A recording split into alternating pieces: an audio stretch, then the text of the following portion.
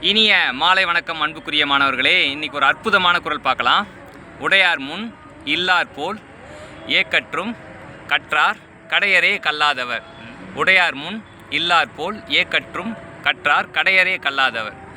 ஒருத்தங்கிட்ட செல்வம் இருக்குன்னு வச்சிங்களேன், அவங்ககிட்ட போய் கேட்கும்போது ஒரு வரிவன் எப்படி கேட்பான்?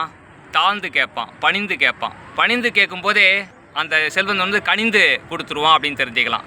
அதே போல் நம்ம அறிவு வளர்த்துக்கணும்னா அறிவார்ந்த பெரியவங்ககிட்ட நம்ம பணிந்து கேட்கணும்.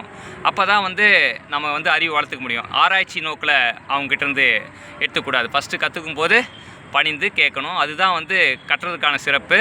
நம்ம மேல் மேலும் கற்கிறதுக்கான வழியும் அதுவே. எனவே அன்புக்குரிய மாணவர்களே, பணிந்து அறிவார்ந்த பெரியோரிடம் பணிந்து கேட்பதால் நாம் முழுமையாக கற்றுக்கொள்ளலாம். வாழ்த்துக்கள் சாம்பியன்ஸ். உங்களுடன் Muthuselvan sir, Sai Aravind Sai, Vaidyanathan sir, Surendran sir.